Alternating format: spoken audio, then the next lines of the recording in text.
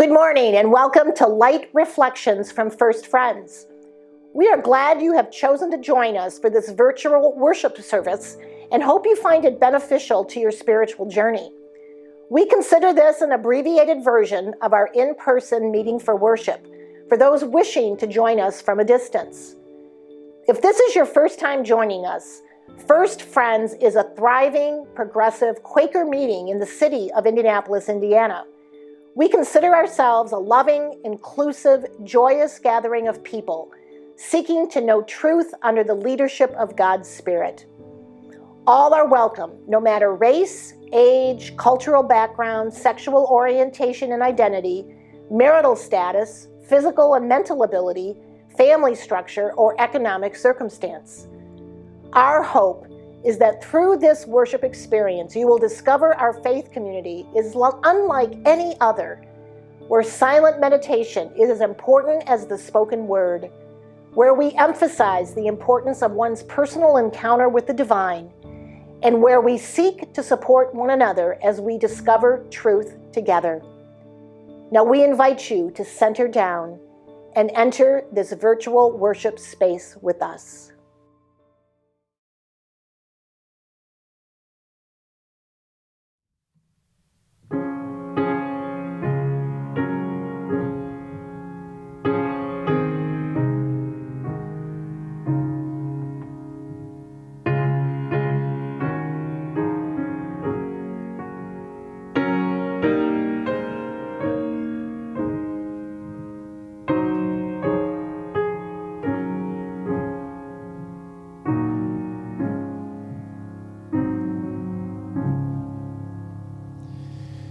Be still and know that I am God. Be still and know that I am God. Be still and know that I am God. Be still and know that I am God. Be still and know that I am God. Be still and know that I am God.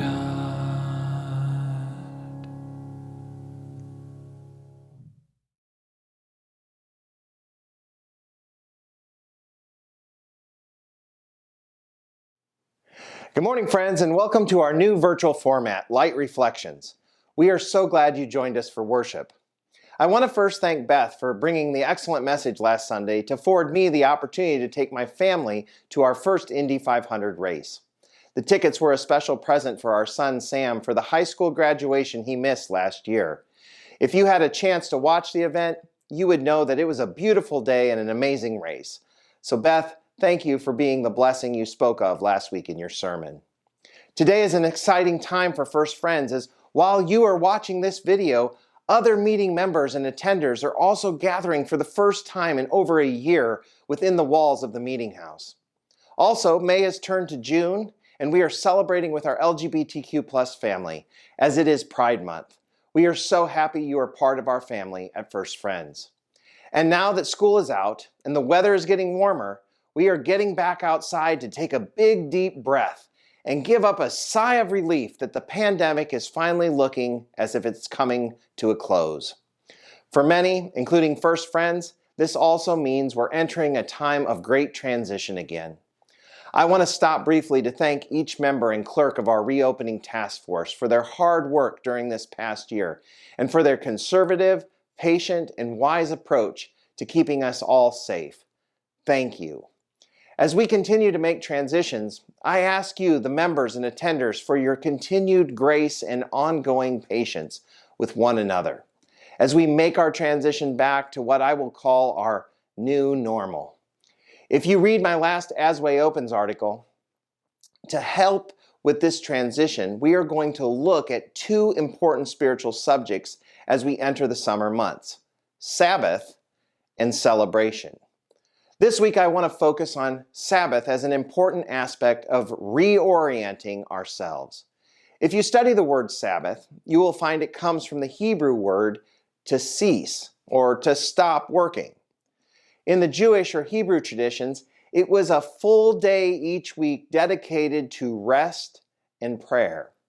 And observing the Sabbath was the fourth, and some theologians consider the most detailed, of the Ten Commandments. Ironically, in modern American Christianity, Sabbath is probably the most neglected commandment. Even many Quakers today view it as simply legalistic and obsolete. But folks, Sabbath is more than a suggestion. In the New Old Testament, it was a practice commanded repeatedly by God and affirmed centuries later by Jesus in the New Testament. Now, this raises an important query for us this morning. What could Sabbath mean for us today as we transition back? Well, to begin exploring the answers to that query, let us consider Sabbath as an opportunity for reorienting with the self, the divine, and with others. To do this, we need to return to Deuteronomy 5:12-14, which is our text for this morning, where it is rather clear what God thinks about observing the Sabbath. Reading from the Message version, you should get the full, unfiltered effect of these words. No working on the Sabbath. Keep it holy just as God, your God, commanded you. Work 6 days, doing everything you have to do. But the seventh day is a Sabbath, a rest day. No work. Not you, your son, your daughter, your servant, your maid, your ox, your donkey, or any of your animals. And not even the foreigner visiting your town.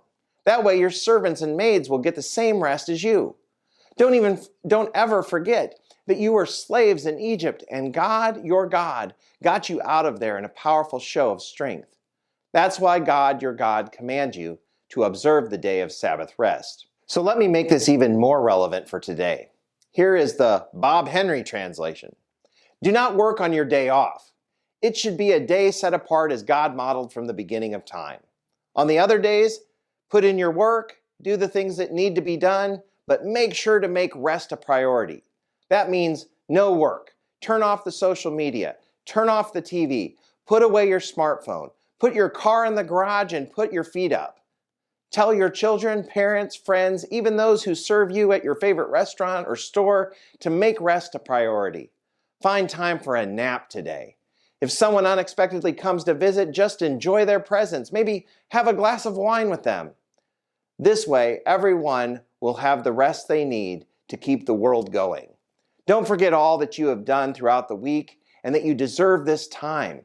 Your family deserves you taking this time. Your neighbors deserve you taking this time. And your coworkers deserve you taking this time. Rest makes you a better person. God wants you at your best and knows this will be one of the ways to bring out your best as well as the best in others. You deserve a break, so take it. Now, I want to take this to another level. Julia Wallace from Baylor University showed how this reorientation to Sabbath should happen in 3 distinct directions. She says that a millennia later, the need for Sabbath still has the power to reorient us upwardly, inwardly, and outwardly. She says this: upwardly, Sabbath redefines how we are to understand God. The call to Sabbath is a call to stop, which involves deep trust. Stopping requires us to let go of our control and our belief that the world will fall apart without us, which is definitely a humbling posture. This posture challenges us to recognize that God is active and in control. Stopping also helps us to recognize the relationality of God, that God, our Creator, designed the rhythms of the universe to include a time of regular and intentional communion between Creator and creation. Inwardly, Sabbath radically redefines how we are to understand ourselves.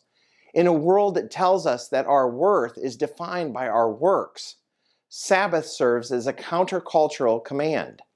Sabbath strips away the notion that a person's worth is defined by their activity and instead affirms that our worth is not in doing, it is in being. Now, this is a huge and very important point. If Julia Wallace is correct, then Sabbath helps us to reorient ourselves to the divine, what she labels upwardly, and to ourself, which she labels inwardly, which both have been highlighted for us during the pandemic. Yet she goes one step further, and I think it may be the most important reorienting for us in our current condition. This is the reorientation needed with one another, which she labels outwardly. She says this, the outward dimension is often an overlooked part of Sabbath. Recognizing that a person's worth is in their being and not in their doing should not only transform how we view ourselves, but also how we view others. It should reorient our outward connection with others. It's tempting to value our neighbors based on their ability to contribute to us or to society or to the economy, and I would even add to our meeting. Sabbath reminds us that all people have worth beyond their economic or social value. It seems pretty clear that you and I are called to promote and protect Sabbath for all those around us so that everyone can have the chance to experience God's gift of rest. This is exactly why we at First Friends felt it so important to consider our upcoming summer months a Sabbath rest for our meeting. It's become clear during the pandemic that we need to protect and promote Sabbath for the vulnerable who have less control over their time due to social and economic situations. Also, the Sabbath needs to be promoted and protected for those who gave so much over the last year to keep us safe. People like healthcare workers and educators and frontline workers and so many more who've had no time to truly cease from or stop working. In the scriptures, it was clear that God called the Israelites to uphold a command that requires them to consider the situations of all people, not just their own. This is hard for some because their work and the entitlement it brings causes them to not see how much their neighbors are in need of true rest. As well, during times of difficult transitions, returning to a said normalcy, and all with a lack of rest, what sadly can result is a rather selfish disposition. Thus, we must be careful to be considerate of the needs of our neighbors, especially as it relates to rest. We may even want to seek ways to help those around us find rest, to take a break, to enjoy life again.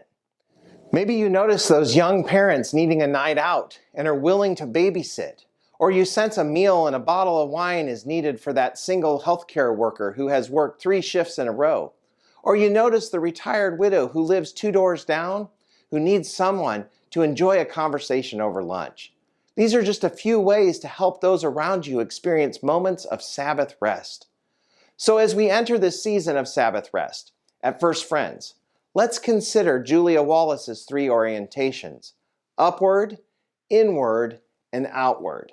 And take a moment to look around us and sense the needs of our families, our neighbors, our fellow friends, and even our co-workers. And let's be proactive in helping them create a needed time for true rest. So now, as we center down for a time of waiting worship, I ask that you consider the following queries. Amid the chaos of transitioning back from the pandemic, am I rediscovering ways to reorient my relationship with the divine? Are any of my doubts fed by the notion that my worth comes solely from my productivity rather than my identity as a child of God? And in relation to others, do I recognize and validate the worth and need for rest in others? How might I help someone this week find some needed rest?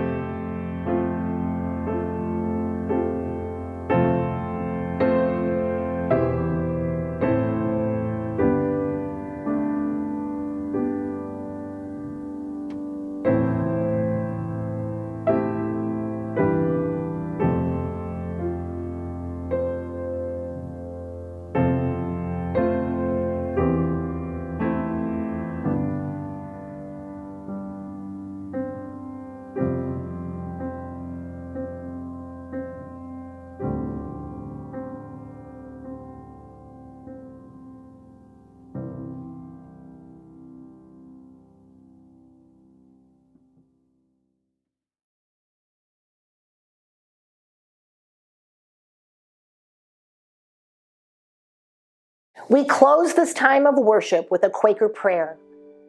God, open our eyes and unstop our ears, that we may see your light and may hear your heartbeat, reflecting and resounding within our chests, in those of all our neighbors, near and far, in all creatures and plants, and in the ground we walk upon. When we finally are able to yield to the leading of your rhythm and flow, may we come to walk cheerfully over the world, answering that of you in all. Amen. Have a great week, friends.